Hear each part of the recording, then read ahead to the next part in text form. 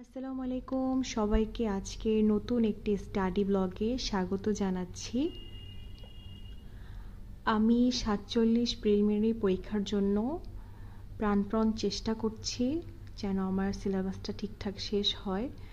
তো আমি আজকে পড়ছিলাম জিকে, মিহির জিকে থেকে। আগে যে চ্যাপ্টারগুলো শেষ হয়েছে তারপরে চ্যাপ্টারগুলো আমি শেষ দেব আজকে থার্ড চ্যাপ্টার, তারপরে ফোর্থ চ্যাপ্টার যে বাংলাদেশের অর্থনীতি, এইটা আজকে শেষ দেওয়ার টার্গেট ছিল এবং শেষ করেছি। তারপরে বাংলাদেশের শিল্প বাণিজ্য আর বাংলাদেশের সম্পদ, এই কয়েকটা টপিক আমি শেষ করেছিলাম। আর আমার টেবিলের এই ম্যাপ রাখার পিছনের কারণ হচ্ছে আমার খুব ভুলে যাই কোন দেশ কোন দিকে আছে। যখন আমার সামনে ম্যাপটা থাকে তখন আমার মেমোরিতে ওটা সেট হয়ে যায়, কোন প্রণালী, কোন দেশ কোন দিকে, এগুলো আমার খুব তাড়াতাড়ি মনে হয় এবং আমি সবসময় চোখের সামনে দেখি তো। আর তারপরে আমি একটু বারান্দায় গেলাম। আজকে প্রচুর বাতাস ছিল, এত সুন্দর হাওয়া দিচ্ছিল, আকাশটাও খুব সুন্দর, না রোদ না বৃষ্টি, একটা স্নিগ্ধ আবহাওয়া ছিল আজকে। আমার বেলকনিতে সময় কাটাতে খুব ভালো লাগে। টুকটাক ছোট ছোট গাছ আছে আর চারদিকের সুন্দর গাছগাছালি দেখে আমার সত্যি খুবই ভালো লাগে। এবং আমি একটা বই পড়ছিলাম।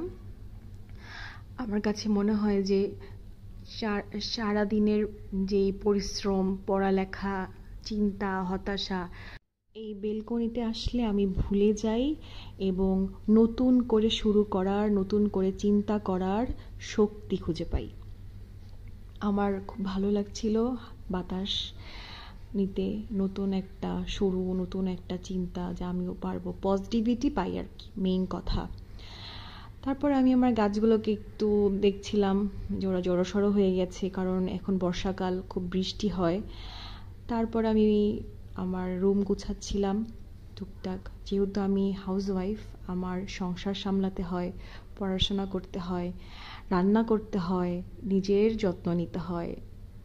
তো সব কিছু মিলে মাল্টিটাস্কিং একটা জব আমার। হাউসওয়াইফ এটাও একটা কাজের মধ্যেই পড়ে, যাই হোক। তো আমি এখন পড়ছিলাম হচ্ছে বাংলা।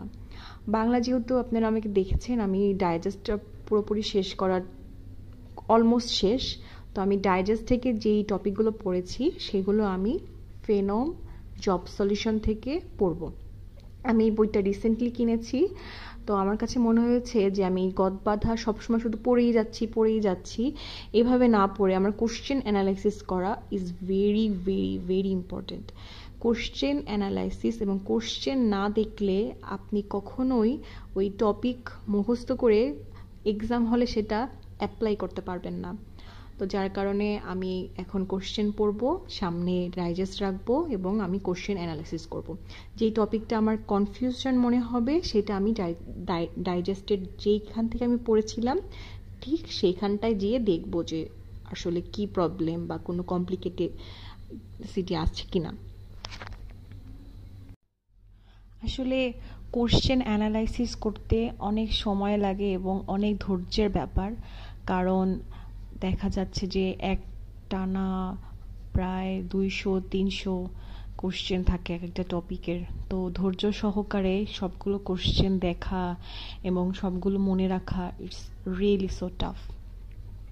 যাই হোক, ট্রাই করছি, জানি না পারবো কিনা, but hope for the best. আর আশা করি পারবো, আমরা সবাই পারবো।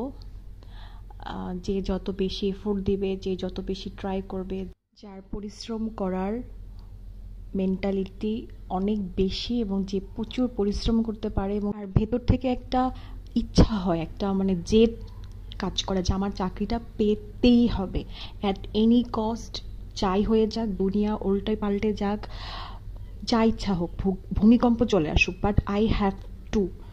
তো এই মেন্টালিটিটাই মানুষকে সাকসেসফুল হতে সাহায্য করে বলে আমি মনে করি। কারণ যখন আপনার ভিতরে ওই জেদটা থাকবে তখন আপনার খেতে ইচ্ছা করবে না, ঘুমাতে ইচ্ছা করবে না, আপনার জাস্ট মনে হবে যে পরিশ্রম করি।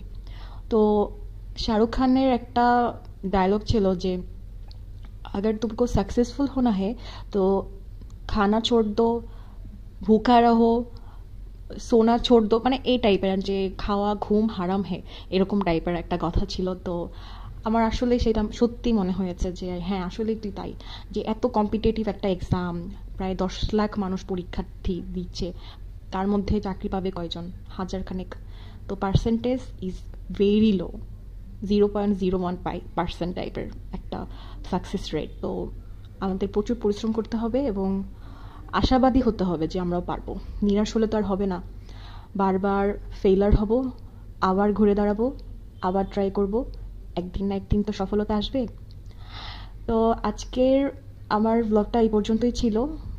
আমি জানি না আপনাদের কতটুকু ভালো লাগবে, যা জানি না, একদমই খুবই বিগিনার আমি।